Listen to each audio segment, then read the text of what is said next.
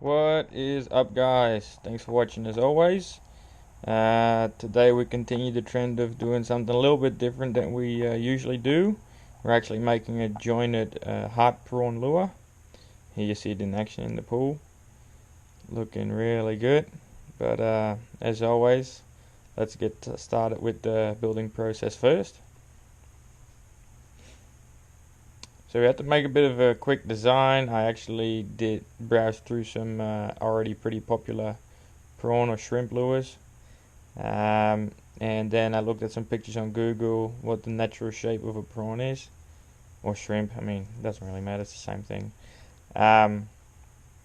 Obviously I put it on a piece of wood. This is poplar wood, and I use my bandsaw to saw the shape out.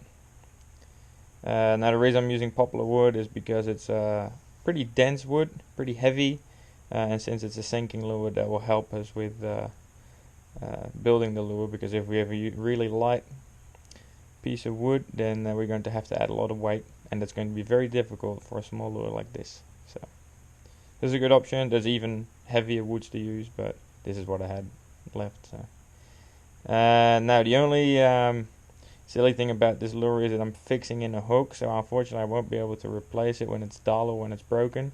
But this is just an experiment lure. I've not made anything like this. We are doing different compared to other lures is that this prawn will be swinging backwards. When a prawn skips away, when he's being chased by a predator or he just scares off, he flicks his tail and actually swims backwards. And I haven't really seen any lures that exactly swim that way. Usually all the attachment points are at the front, so on the head of the prawn. So we wanted to do a little bit different than what the other lure manufacturers have done. Here we are carving out the rough shape. Obviously a prawn's body is made out of segments. Got the head, the midsection and the tail. I'm sure that there's some biologists looking and saying, well, there's a couple more pieces to it, but we're trying to keep it as simple as possible. So still we want to make it look like a prawn at least. So we put a fair bit of time into the carving and looking if it looks somewhat accurate as to what we want it to look like, and kind of go from there. So here we got the rough shape, and here we'll redraw the segments, see where the hook fits. You'll also notice that I've actually sawed out a slit in the tail. That's actually going to fit the tail fins in there later on. We make this out of plexiglass, but you'll see that further in the video. Now it's never a bad idea to redraw any segments, whether that's swim baits or in this case a segmented shrimp lure. It's always good to know exactly where you're at, because when working with wood, whatever you finish up, that's going to be it. You can't really redo it. In the soft plastic models it's a bit easy to work with, but this is going to be the end result, so make sure you get all the measurements perfect, because we want that hook to fit into the tail section. Now once that's all carved out, we sand it off. This is 220 grit. This is a pretty medium grain sandpaper. It's good for a lot of uses. I actually like it because if it loses its edge, it's actually quite good to do some fine sanding. Anyway, here we do some more segment carving. Some of the details in the segments we lost when we were carving out the rough shape of the body, so we'll have to redo that, but that's gonna all be coming into the end result. It's worth putting the extra time in. Starting to look pretty good. Now here we're actually drawing a line where we're going to fit the hook. I'm actually going to make a slit from the top, and you'll see that here, just making a slit so that we can fit that hook in there later on. Now once we've done that, we're actually going to cut out the segments. There's nothing special to it, as long as you know exactly where you need to cut. It's all straight, we'll forward from there.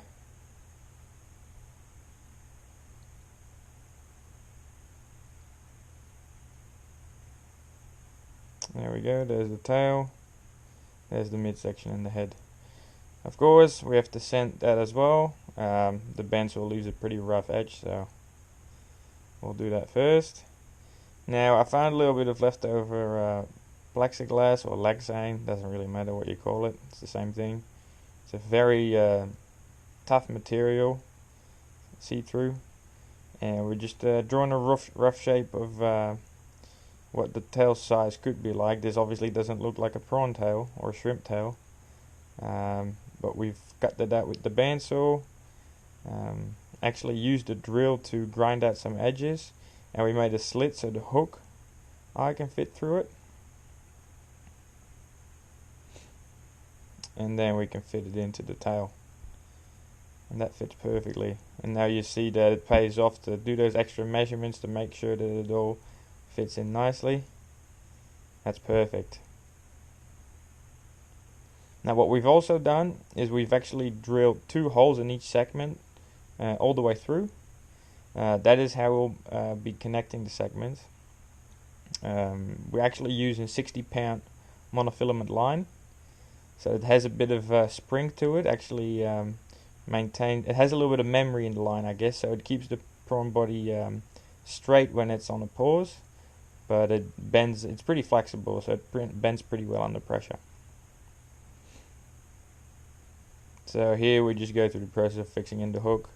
I've already super glued in the tail piece, and now we're just making sure that the hook sits straight and exactly in the position that it needs to be.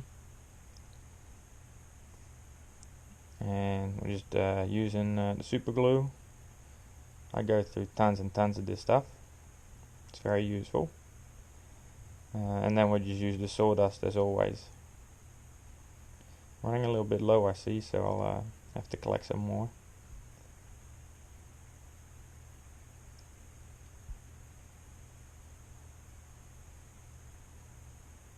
That's all real straightforward.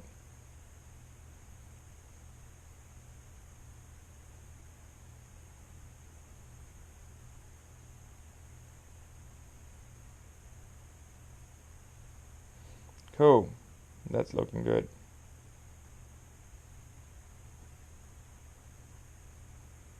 Now once that's all sanded off, I actually drilled the slit for the lead shots in there. Same thing, super glue it in, shut it off. Depending on what wood you use, you obviously want to figure out what the sink rate is going to be, how much weight you have to add, etc. Since I'm pretty well used to working with a couple of different woods, I kind of know the ratios per sink rate, so but that's easy enough to figure out anyway. Here you see the monofilament line. It actually used some antenna as a natural shrimp has, and we use those as connection joints as well, so that monofilament runs all through all 3 segments. Now here I'm actually using some super glue, some crazy glue to be exact, to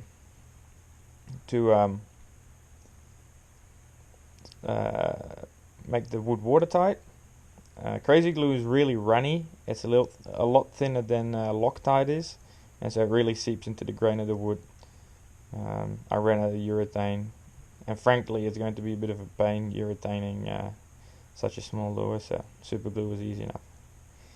Then we actually proceeded to drill some holes in the front segment, and we just used we snipped through I think 2 rubber bands and made these little legs. They're obviously nice and elastic and soft, so they should be pretty durable. They shouldn't snap too quickly, and that's starting to look pretty good.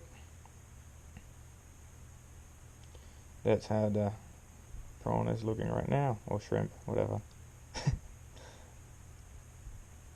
Cool. Now obviously it's missing some paint, so that should be our next step. Oh, actually, that's right. Fixing in the legs with some extra sawdust just to give it a bit of extra durability is good.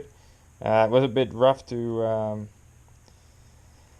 sand between the legs, so I actually rolled up the sanding paper so that you'd have like a nice arch between the legs. It looks pretty natural.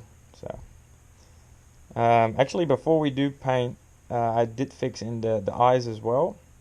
So we're using that same 60 pound monofilament. I used a little screw eye to just drill some holes in the front without destroying the wood too much. And I fixed in two short pieces of 60 pound. Now this trick is probably pretty common with fly fishermen when they tie their shrimp flies and crab flies. You actually burn the ends of the monofilament, and there will be a little bubble coming up. Actually it turns into a little bowl, and it blackens as well since it's burning. You'll see that right here, and it actually looks like a bit of an eye. Not super accurate, but close enough.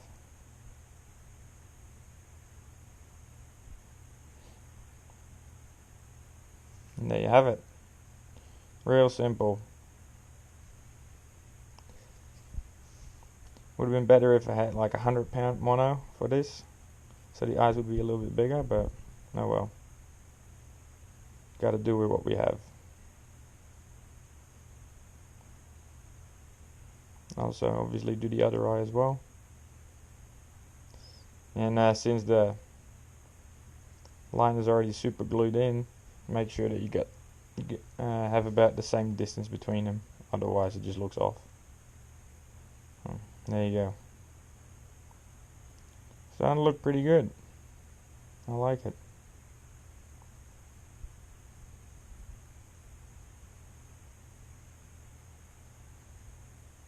Cool. Alright, so here we got the first paint coat. This is a really light paint. It's a metallic silver. I'm just using the Sharpie to create a bit of a color pattern on here. We'll be spraying over this particular paint coat with red, and that black will really come through to the paint, so it'll look pretty good. I'm just making a couple of stripes in the segments that I've carved out, and a couple of dots, kind of like a couple of pigment dots, just to give that a bit of a contrast. Makes it look a bit more natural. Obviously this is not necessary. For that matter, a paint job really isn't necessary at all, but we want the finished product to look pretty decent. So here you see it. We got the three pieces in red coat, and it's starting to look pretty good.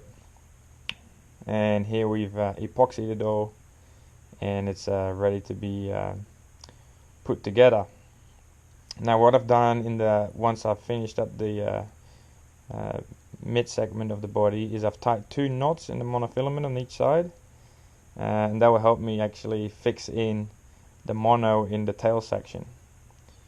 Obviously it is not the most 100% strong connection, even though we super glue and fix it in, but the hook is on the tail section, and that has to be the strongest point, and obviously the connection point and the hook are the same thing, so the fish won't really have a way of breaking the lure apart, other than maybe if it violently shakes its head, but I doubt that's going to happen. I couldn't pull the segments off by myself, so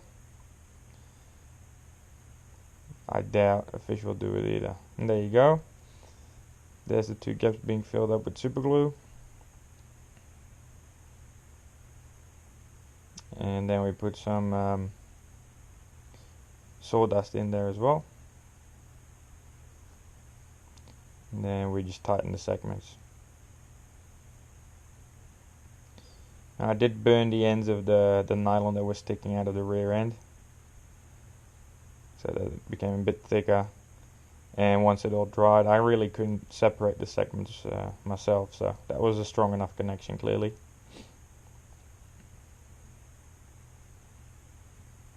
Awesome, done deal. Now we can go to the pull test. Pretty happy with the result.